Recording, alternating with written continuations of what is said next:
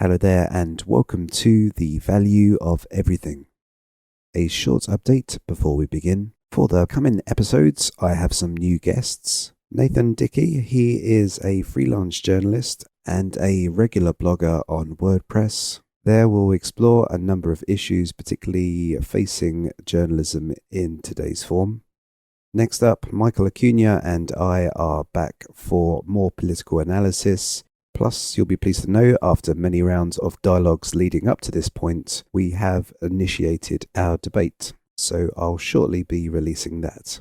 Now, my next guest to the podcast is an independent trader who combines technical analysis as well as fundamentals. His website is themarketsniper.com.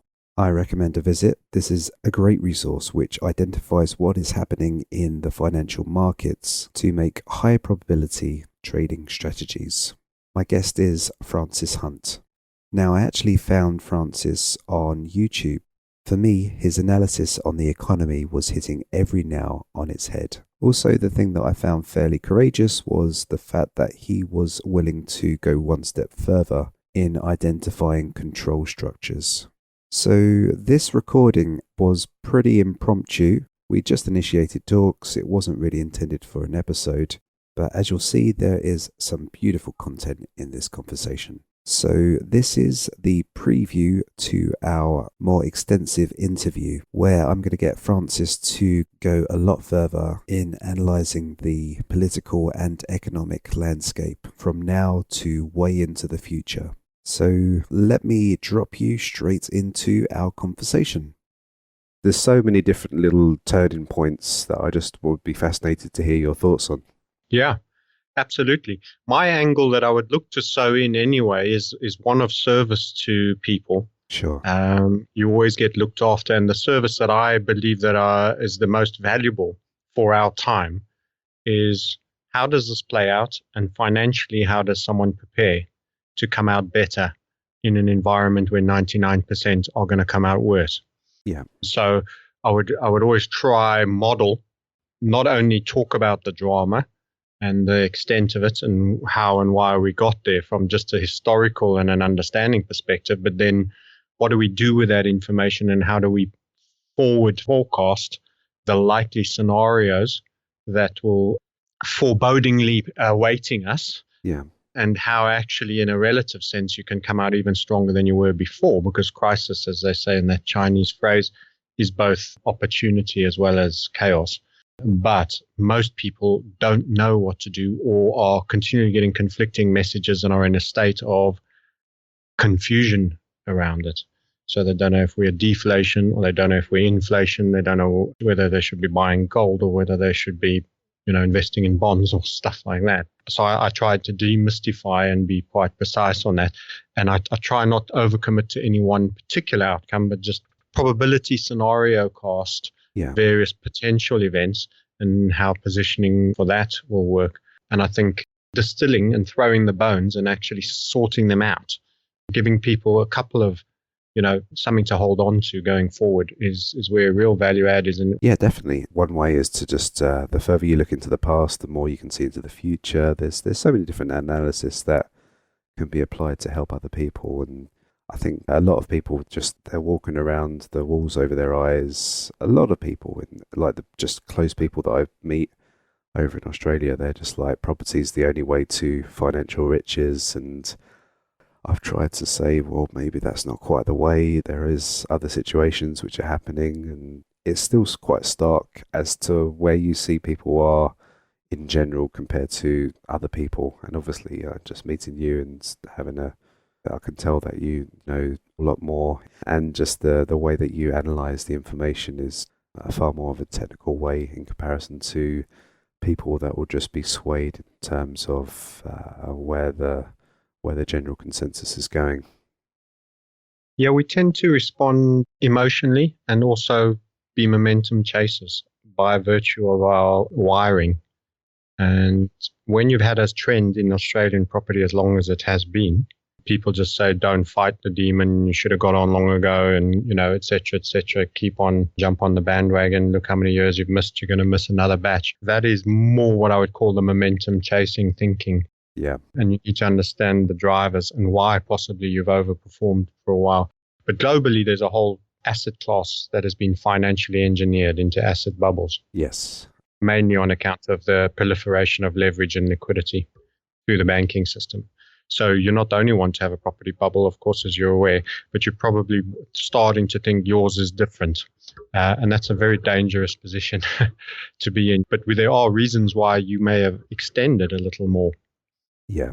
And I touched on that, I think, in that YouTube, a combination of immigration per capita being one of the highest and of the highest quality as well, big money, and China moving money offshore.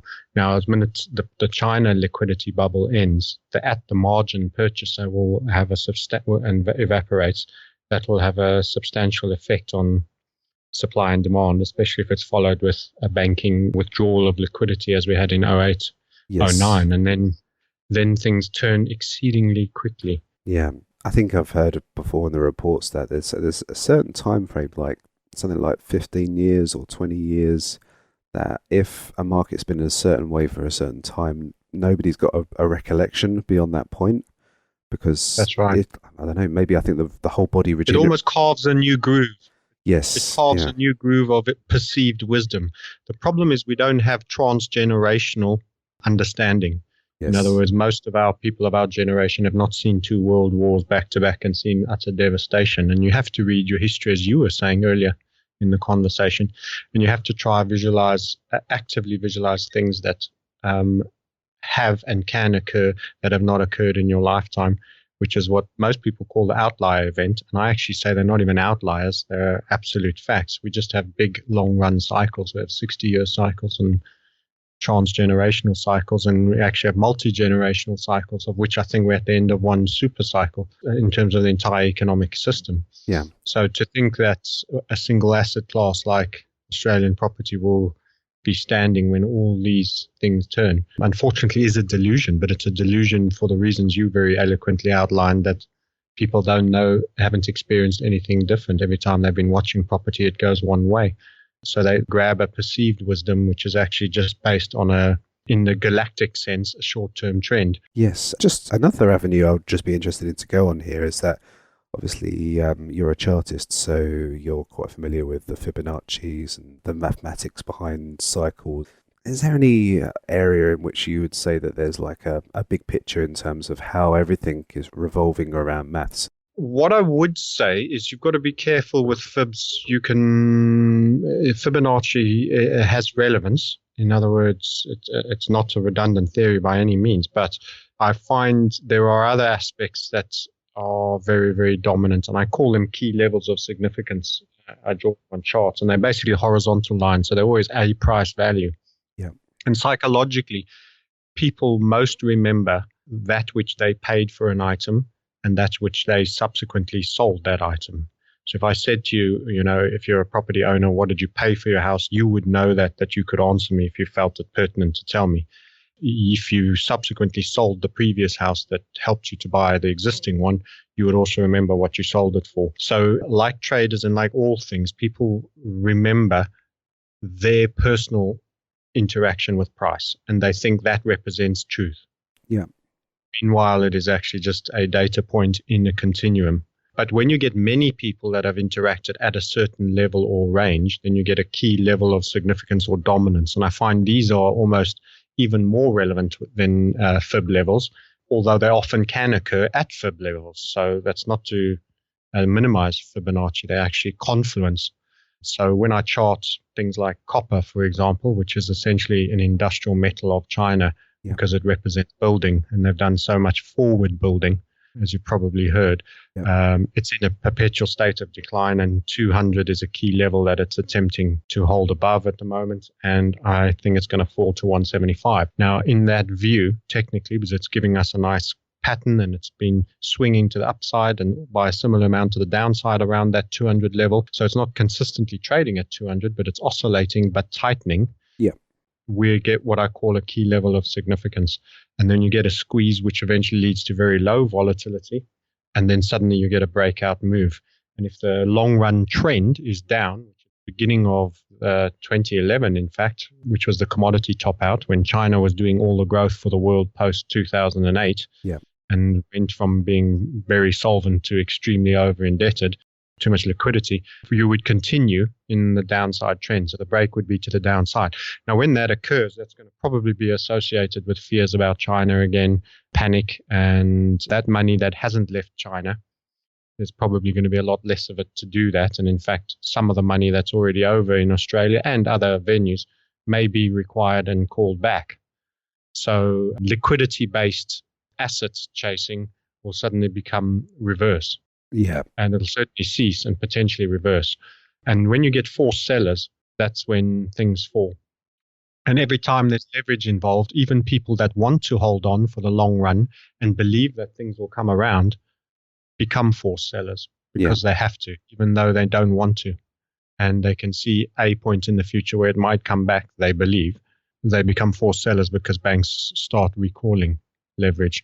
So that's what I mean by the financial engineering of assets. There's too many assets that have become highly engineered. You could argue that new cars, are also things, particularly in America.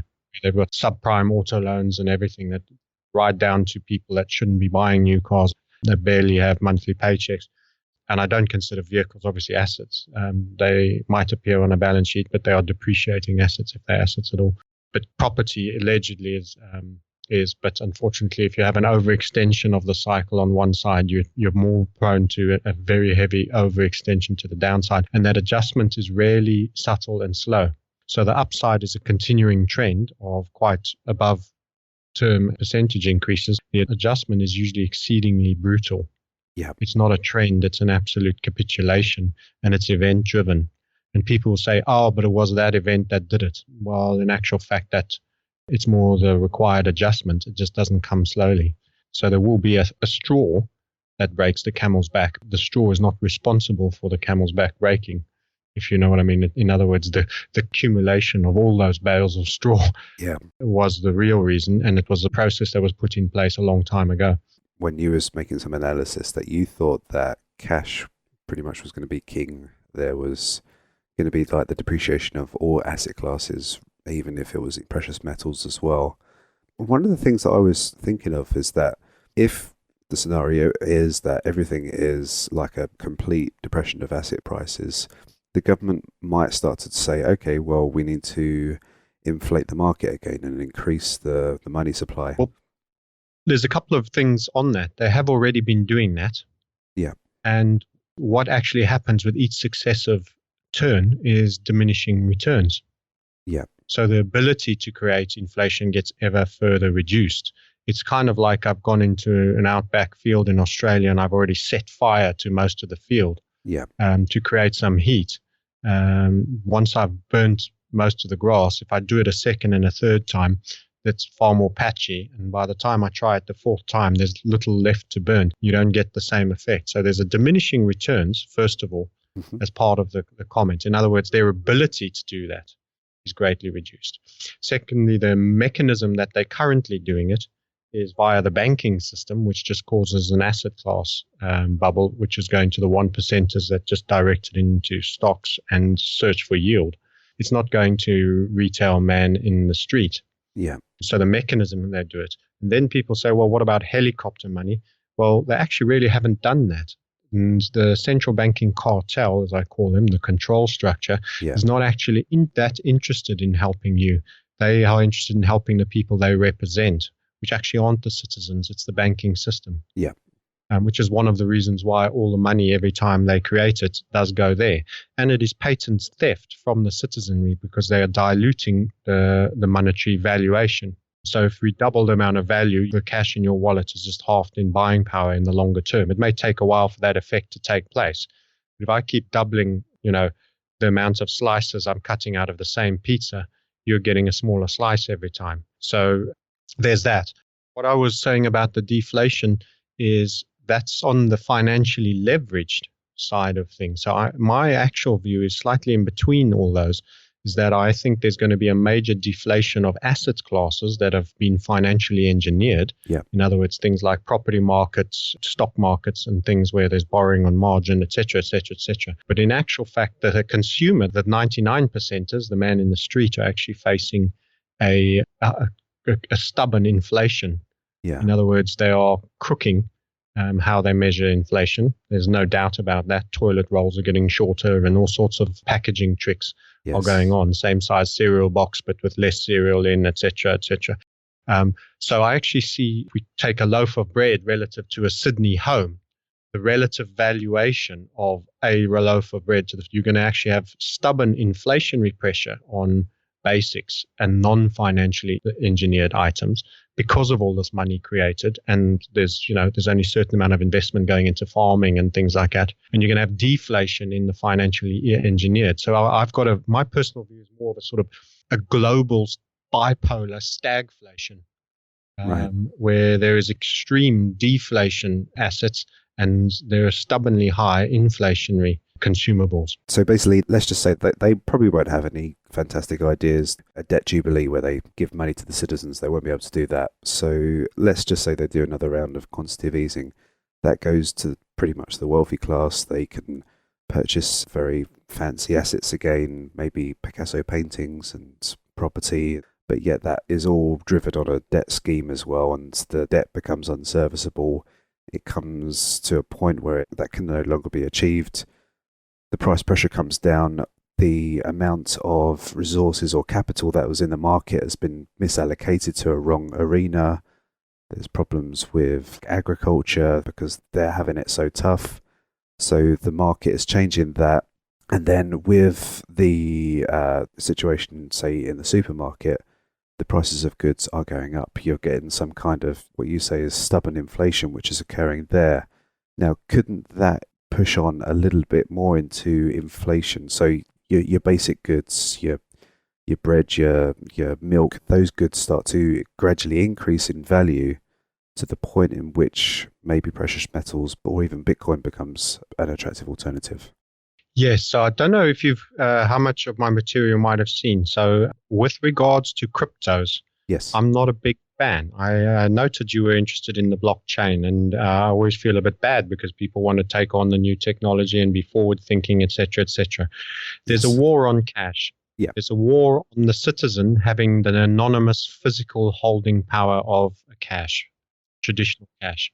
And when Bitcoin first came out, there was massive action taken to discredit it at one point. Bloomberg, CNBC were all running and saying it's pedophiles' currency. It's being used on the dark web to take out hits on people and buy AK-47s and heroin and all sorts of things. Yeah. In other words, it was devious, and a lot of the exchanges were being hacked, which was quite plainly the secret services, because the biggest team of hackers, if you really research that, is actually is the intelligence services.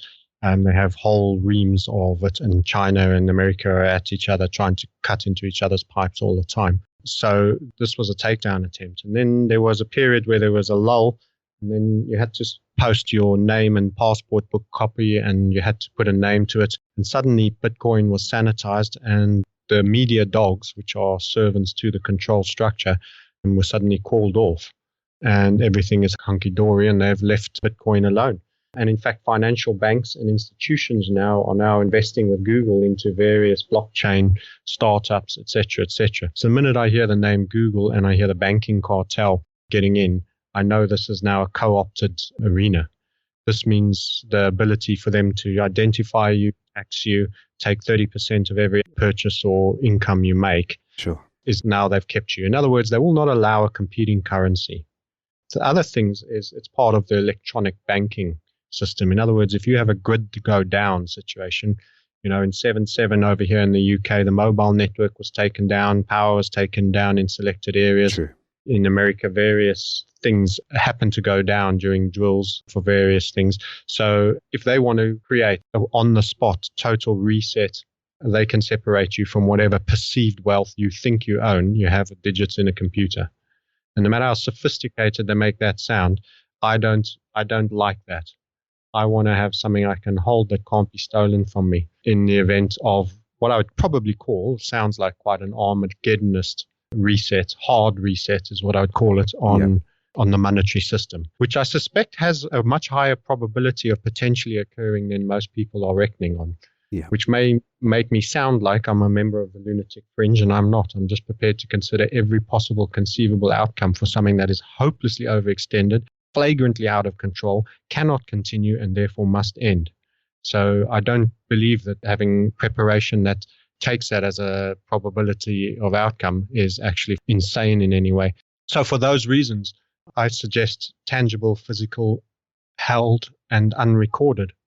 In other words, you have to cheat and become secretive for your own benefit, because there could be a situation where they try to repatriate gold and other things. These things have happened before. So anything that's happened once before in what was then deemed an extreme time period can happen and is likely to happen, because the same pressures will exist when it all happens again, only on a far bigger scale, I hesitate to mention as well. Sure. So possibly things that never happened before in the recession could happen in the future reset. Yes, particularly bank bail-ins as well, where your accounts are locked from you to withdraw your daily cash. Yeah, absolutely. And if they've got everyone in the banking system, they own you. They can do negative interest rates and they can trim you every day to force you to spend or invest or to buy bubbles. And that's intervention gone too far. And it doesn't sound like government intervention, but they just make the system punish you for sensible behavior. And that forces you to consider unsensible behavior. Sure. I guess there's people that are really invested into private locked accounts where you've got a physical account in a bank now rather than the actual electronic version. I wouldn't even consider that safe. I don't consider safety deposit boxes.